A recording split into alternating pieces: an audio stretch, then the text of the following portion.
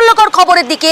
দক্ষিণ 24 পরগনার কুলতলিতে সেখানে অভিযুক্তকে ধরতে গিয়ে আক্রান্ত হতে হলো পুলিশকে লক্ষ্য করে গুলি চালানো হয় এবং এই ঘটনায় এখনো পর্যন্ত দুজন মহিলাকে গ্রেপ্তার করেছে পুলিশ। সার্বিকভাবে জানার চেষ্টা করব কেন এরকম পরিস্থিতি তৈরি হলো। অর্পণ রয়েছে সরাসরি। অর্পণ, পুলিশকে আক্রান্ত হতে হলো আসামিকে ধরতে গিয়ে, শুধু তাই নয় পুলিশকে লক্ষ্য করে গুলি চালানো হলো। কে বা কারা গুলি চালালো এখনো পর্যন্ত পুলিশ সূত্রে কি জানতে পারছে এবং যে আসামিকে যে অভিযুক্তকে গ্রেপ্তার করতে গিয়েছিল পুলিশ, ধরতে গিয়েছিল, তার বিরুদ্ধে ঠিক কি অভিযোগ রয়েছে?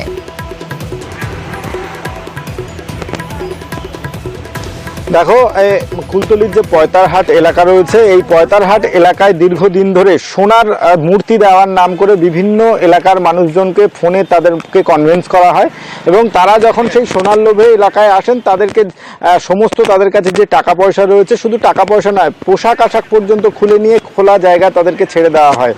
এই অভিযোগ দীর্ঘদিন ধরে আসছিল এবং এখানে স্পেসিফিক কয়েকটা নাম উঠে আসে পুলিশের কাছে। ইতিমধ্যেই এই নকল সোনার মূর্তি দেওয়ার নাম করে একাধিক ব্যক্তিকে গ্রেপ্তার করেছে পুলিশ। তারপরেও একাধিক অভিযোগ আসতে শুরু করে। এরপরেই পুলিশ পয়তারহাট এলাকায় অভিযানে যান আজ সকালে এবং সেখানে গিয়ে সাদ্দাম সর্দার নামে এক ব্যক্তির বাড়িতে যান, তাকে ধরে ফেলেন এবং সেই সময় এলাকার মানুষজন তারা এসে জোরপূর্বক সেই অভিযুক্তকে পুলিশের হাত থেকে ছিনিয়ে নেন। পুলিশ প্রতিরোধ শুরু করলেই অভিযোগ, যে পুলিশ সূত্রে যতদূর জানা যাচ্ছে, যে এই যে অভিযোগ সাদ্দাম সর্দার, তার পরিবারের এক সদস্য, তার ভাই পুলিশকে লক্ষ্য করে গুলি চালান। এমতো অবস্থায় কোনো ক্রমে পুলিশ সেখান থেকে সরে আসেন, এলাকা ছেড়ে দেন এবং পরবর্তীকালে দুজনকে আটক করা হয়েছে, দুই মহিলাকে আটক করেছে পুলিশ। এবং এই ঘটনার সঙ্গে যারা যারা জড়িত, ইতিমধ্যেই যে এলাকার যে ঘটনা, সেই ঘটনার ভিডিওগ্রাফি করা হয়েছিল পুলিশের তরফ থেকে। সেই ভিডিওগ্রাফি আগামী সময় আপডেট দেব তোমার কাছ থেকে। পুলিশ সুপার পলাশ চন্দ্র ঢালি, তার প্রতিক্রিয়া আমরা পেয়েছি। কি জানিয়েছেন তিনি এই ঘটনার প্রসঙ্গে, শোনাবো আপনাদের। কি বলবো, ওখানে আমরা রেড করতে গিয়ে ওখানে যে আসামি আছে ওর ভাই বন্দুক বের করেছে, পুলিশকে দেখিয়েছে। এবার আমরা টিম পাঠাচ্ছি, রেড করবো আবার বড় টিম। কোনো আহত হয়েছে পুলিশ? কোনো না, কোনো আহত হয়নি। ক রাউন্ড গুলি চালিয়েছে ওটাও এখন জানা যাচ্ছে না। প্রতিদিন খবরের শিরোনামে জয়ন্ত সিং, আরিয়াদহের ত্রাস এই জয়ন্ত সিং। প্রতিদিন তার কুকীর্তি প্রকাশ্যে আসছে, আর আজ এলো তার কুকীর্তি। এবার শ্রমিক সংগঠনের অফিস দখল করার অভিযোগ। কোথায় জানেন? বেলঘড়িয়া রথতলা মোড়ে, সেখানেই শ্রমিক সংগঠনের অফিস দখল করার অভিযোগ জয়ন্ত সিং এর বিরুদ্ধে। সুবীর রয়েছে আমাদের সঙ্গে। সুবীর, প্রতিদিন তার কুকীর্তি প্রকাশ্যে আসছে, খবরের শিরোনামে থাকছে আরিয়াদহের ত্রাস। আজকে এলো নতুন করে তার বিরুদ্ধে যে অভিযোগ, দখলদারির অভিযোগ না শ্রমিক সংগঠনের অফিস, সেই অফিস দখলের অভিযোগ। পুরসভার তরফ থেকে কি বলা হচ্ছে, কি অভিযোগ সামনে আসছে এখনো পর্যন্ত?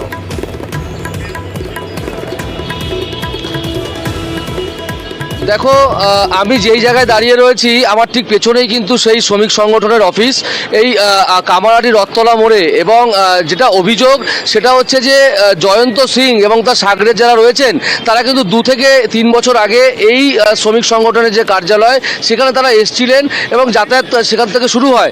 তারপরেই কিন্তু এই শ্রমিক সংগঠনের যে কার্যালয় তারা দখল করে বলে অভিযোগ। এবং তারপরে কিন্তু এখান থেকেই যে কাউন্সিলর রয়েছেন যিনি অভিযোগ করছেন, বিমল সাহা, তিনি কিন্তু সমস্ত কাজ পরিচালনা করতেন। এবং তিনি অভিযোগ করছেন যে জয়ন্ত সিং এবং তার সাগরের যারা রয়েছেন তারা কিন্তু এই শ্রমিক সংগঠনের যে কার্যালয় সেটা কিন্তু দখল করে। পাশাপাশি কামারহাটির প্রাক্তন বিধায়ক সিপিএমের মানস মুখার্জি, তিনি কিন্তু কাউন্সিলরকে আক্রমণ করেছেন। তিনি বলছেন যে এই যে কার্যালয়টি রয়েছে শ্রমিক সংগঠনের, এটি কিন্তু পিডব্লিউডির অফিস এবং এই পিডব্লিউডির অফিস কিন্তু দখল করে তৃণমূল কাউন্সিলর কিন্তু এখানে এই শ্রমিক সংগঠনের কার্যালয় তৈরি করেন। অর্থাৎ এই যে শ্রমিক সংগঠনের যে কার্যালয় রয়েছে, এই কার্যালয় দখল নিয়ে কিন্তু শাসক বিরোধী যে তরজা সেটা কিন্তু এই মুহূর্তে কিন্তু তুঙ্গে, সেটা বলাই যেতে পারে। বেশ, ধন্যবাদ সুবীর। আপনাদের শোনাবো তৃণমূল কাউন্সিলর, তিনি দাবি করছেন যে কার্যালয় উচ্ছেদ করার পরিকল্পনা ছিল জয়ন্ত সিং এরই। শুনুন তার কি প্রতিক্রিয়া। না, ইউনিয়ন অফিসটা বন্ধ হয়ে পড়ে আছে। আমি বলছি যদি বন্ধ হয়ে থাকে, দিন 10 ধরে এটা বন্ধ হয়ে আছে, যেটা রথতলা নিয়ে সূত্রপাতটা। এবং কিছু ছেলে হয়তো জায়েন্টের সঙ্গে আমাদের অফিসে ওঠা বসা হয়তো করতো, তাদের সঙ্গে সম্পর্ক ছিল। দেখুন, আমি সমাজ বিরোধীদের আবার বলছি, আমি কোনো ভয় পাই না। কিছু সমাজ বিরোধী ওখানে দখল করার জন্য চেষ্টা করেছিল এবং কেউ কেউ কোনো এন্টি সোশ্যাল ওই পার্টি অফিসটাকে গুড়িয়ে দেওয়ার চেষ্টা করেছিল। আর এই গোটা ঘটনার সামনে আসার পর কটাক্ষ করতে ছাড়ছে না বিরোধীরা। প্রাক্তন সিপিএম বিধায়ক তিনি বলছেন আগে এই অফিসটা ছিল পিডব্লিউডির। তার কি দাবি, তার কি প্রতিক্রিয়া এই ঘটনা প্রসঙ্গে সামনে এসেছে, শুনুন আপনারা। সমাজ বিরোধীদের জন্যই তো তৃণমূল সব লোকাল নির্বাচনে যেতে। ওই বাড়িটা হচ্ছে পিডব্লিউডি দপ্তরের, তাদের নিজেদের ঘর। সেই পিডব্লিউডি দপ্তর ঘর দখল করে সেখানে ট্রেড ইউনিয়ন অফিস করেছে। এই নৈতিক দায়িত্ব তো স্বীকার করতে হবে। আর এর সঙ্গে এটাও তো বলতে হবে, প্রায় 1 বছর 1.5 বছর মানুষভাবে খুঁজে পায়নি কাউন্সিলর হিসেবে, তখন কোথায় ছিলেন? মহিষাদলে বিডিওর গা জোয়ারি, দিনের পর দিন চা খেয়েছে, কিন্তু চায়ের টাকা মেটাতে গেলেই তখন তাকে যখনই বলা হচ্ছে, অভিযোগ জানানো হচ্ছে, তার কোনো রকম কোনো ভ্রুক্ষেপ নেই। বরং যে মালিক অর্থাৎ চায়ের দোকানের মালিক তার কাছে টাকা চাইছে, তার প্রাপ্য টাকা, তখন তাকে পাল্টা দাবি করছে বিডিও তার বাড়ির দলিলটা চাইছে। আর অগত্যা সেই চায়ের দোকানের মালিক আর কিছু না পেয়ে বিভিন্ন জায়গায় অভিযোগ জানিয়ে কোনো সুরাহা না মেলায় এবার সরাসরি নবান্নে অভিযোগ জানিয়েছে এই ব্যবসায়ী। আমাদের সঙ্গে রয়েছে সুজিত। সুজিত, মহিষাদলের বিডিওর এই গাজোয়ারি খবর আমরা দেখিয়েছিলাম, 14,000 টাকা পায় ওই চা দোকানের মালিক। ওই ব্যবসায়ী অগত্যা কিছু না করে এবার সরাসরি নবান্নে অভিযোগ জানিয়েছেন। কোনো কি প্রতিকার পেয়েছেন এখনো পর্যন্ত, কি জানতে পারছো, এবং নির্দিষ্টভাবে ওই বিডিওর কোনো প্রতিক্রিয়া এখনো পর্যন্ত নতুন করে কিছু পাওয়া গেল?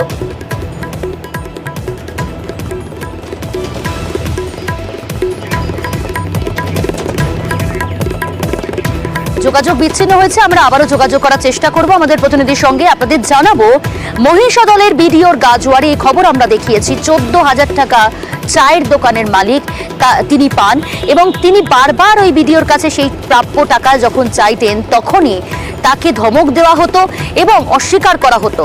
অগত্যা সেই ব্যবসায়ী অভিযোগ জানিয়েছে পঞ্চায়েত সমিতির কাছে, কিন্তু তারপরেও কোনো সুরাহা পাননি তিনি সেই বকেয়া টাকা পাওয়ার জন্য।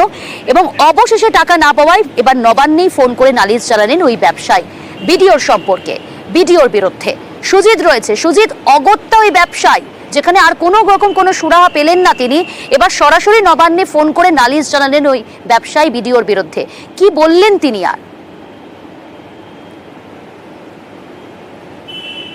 বাধ্য হলেন প্রিয়াঙ্কা, এক কথায় বলা যায় বাধ্য হলেন, কারণ তিনি স্থানীয়ভাবে প্রথমে এই অভিযোগ কিন্তু তিনি জানিয়েছিলেন, পঞ্চায়েত সমিতির সভাপতি বা বিধায়কের কাছে গিয়েছিলেন। তিনি বলছেন এবং তিনি দাবি করছেন যে অভিযোগ লিখিত আকারে দেওয়ার পরও যখন কোনো কাজ হলো না, শেষমেশ তিনি কিন্তু একেবারে সরাসরি নবান্নে ফোন করলেন এবং সেই ফোনটা কিন্তু দিদিকে বলন নম্বরে ফোন করে, এবং তিনি রীতিমতো ফোন করে যে অভিযোগ করেছেন সবটাই কিন্তু বিডিওর বিরুদ্ধেই অভিযোগ করেছেন। বিডিও তাকে তার পাওনা টাকা না দিয়ে যে বকেয়া যে রয়েছে, চা খেয়েছেন, টিফিন খেয়েছেন, এবং বলা যায় যে মাসের পর মাস যেটা ডিউ থাকলো সেটা কিন্তু কোনোভাবে একেবারে বলা যায় তাকে দেওয়া হচ্ছে না। এবং প্রিয়াঙ্কা তা নিয়ে তিনি প্রথমে প্রতিক্রিয়া পেয়েছো, তিনি তো অভিযোগ অস্বীকার করেছিলেন, তার বিরুদ্ধে ওটা যে অভিযোগ ছিল সেগুলো অস্বীকার করলেন, কিন্তু পরবর্তী সময় কি তার কোনো প্রতিক্রিয়া পাওয়া গেছে? এই যে নবান্নে ফোন করে নালিশ করেছেন ব্যবসায়ী, এরপর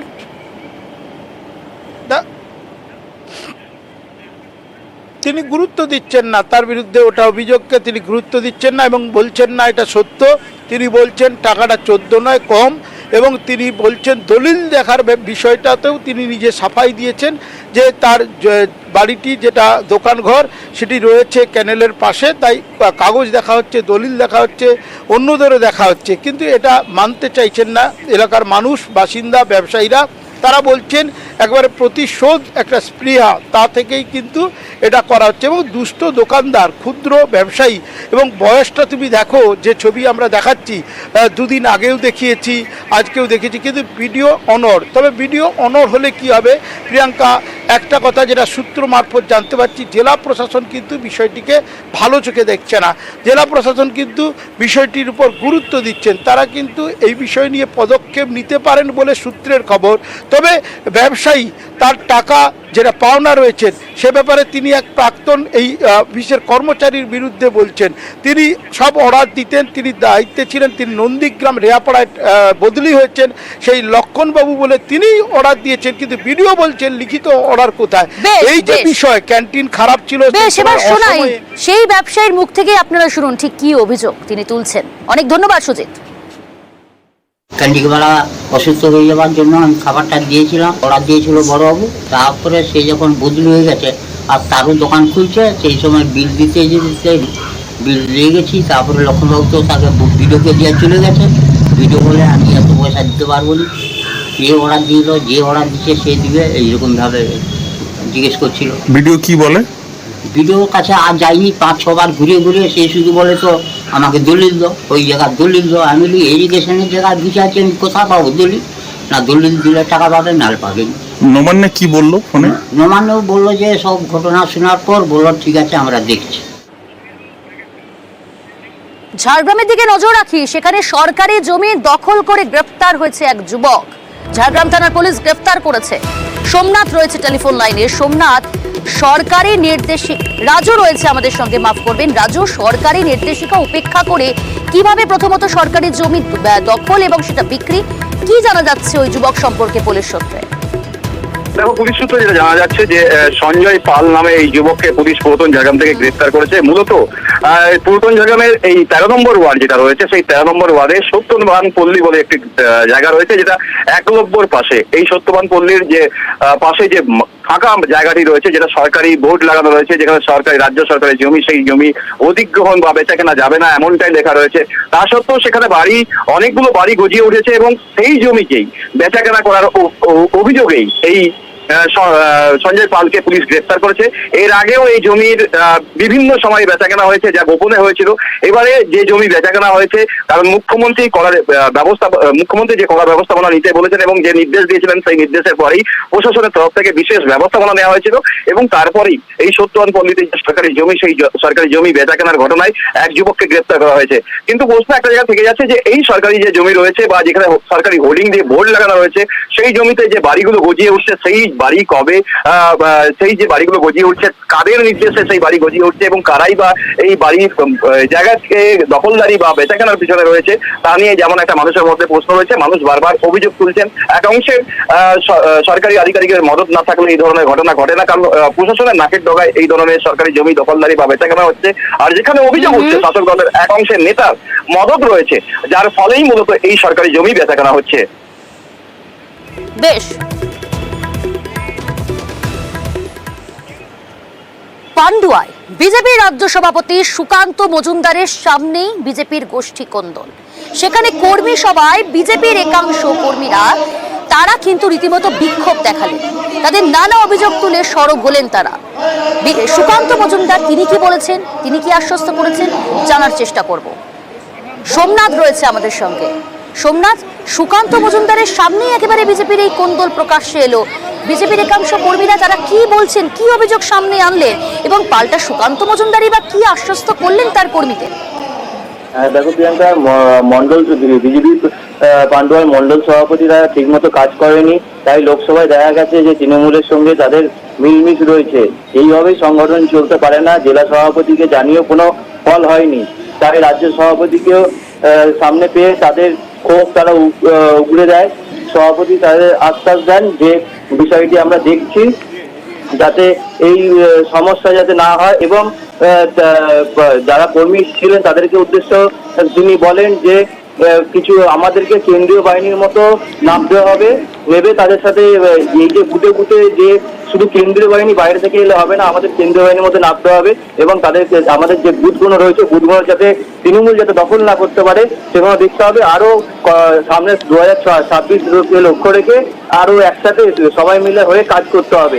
আর এই যে সভাপতি নিয়ে, সভাপতি সবাই কাজ একসাথে থাকে না, সভাপতি চেঞ্জ হয়, 1 মাস বাদে আবার চেঞ্জ হবে সভাপতি। আমিও রাজ্য সভাপতি রয়েছি, আমি চেঞ্জ হব, কখনো কেউ একটা পদে থাকে না। তার জন্য কখনো দলের সাথে এরকম ভাবে এই যে সমস্যাগুলো রয়েছে, সেই সমস্যাগুলো তুলে বললেন। বেশ, অনেক ধন্যবাদ। কর্মীদের কি বক্তব্য শুনুন আপনারা।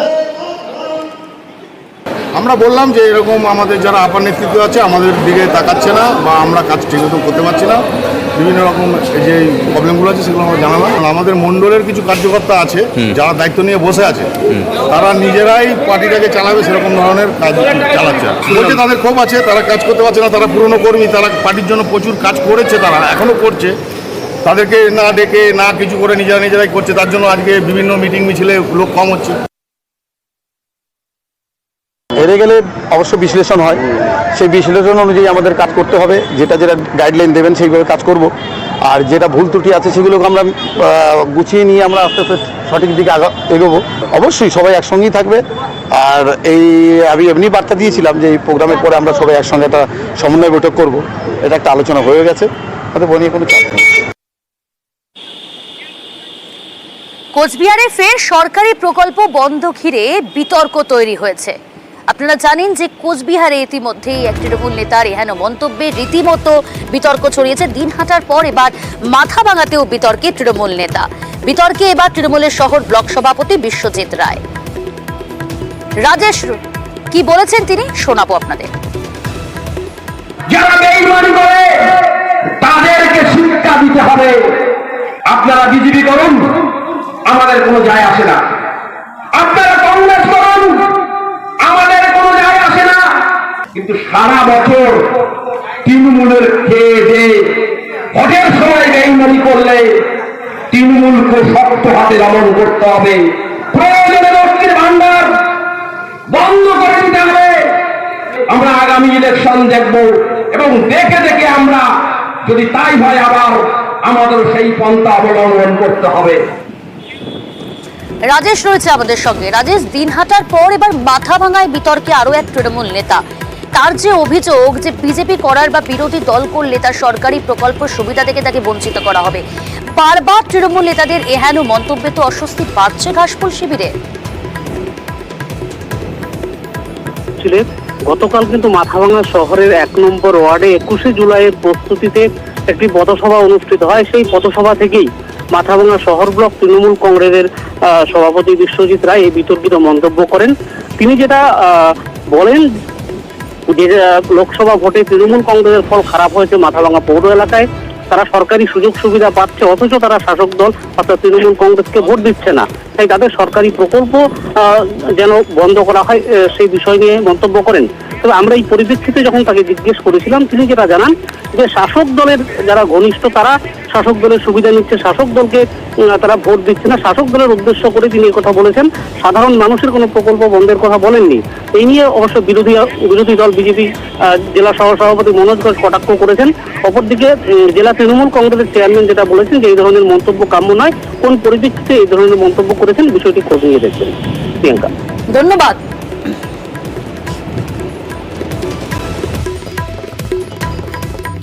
লক্ষ্মীর ভান্ডার সরকারি একটা প্রজেক্ট। কোনো দলের কর্মী বা কোনো নেতা যদি লক্ষ্মীর ভান্ডার বন্ধ করে দেব এই বিবৃতি দেওয়া ঠিক হয়নি। এবার আমি খোঁজ নিচ্ছি দলীয়ভাবে কোন প্রসঙ্গে বললেন সেটা জেনে তারপর কথা বলব। লক্ষ্মীর ভান্ডার এটা হচ্ছে একটা সরকারি প্রকল্প, এটা তৃণমূল দলের হচ্ছে কোনো সম্পত্তি না, এটা জনগণের পয়সা। আর এই জনগণের পয়সা হচ্ছে এর প্রাপ্য সবাই আছে, এখানে দল মত নির্বিচারে এখানে করা যায় না। কেন্দ্র সরকার থেকে রেশন দেয়, কেন্দ্র সরকার কোনদিন বলতে পারে যারা হচ্ছে বিজেপিকে ভোট দেয় রেশন দেওয়া বন্ধ। তৃণমূল দলটা হচ্ছে অগণতান্ত্রিক দল, তারা এইসব কথা বলতেই পারে।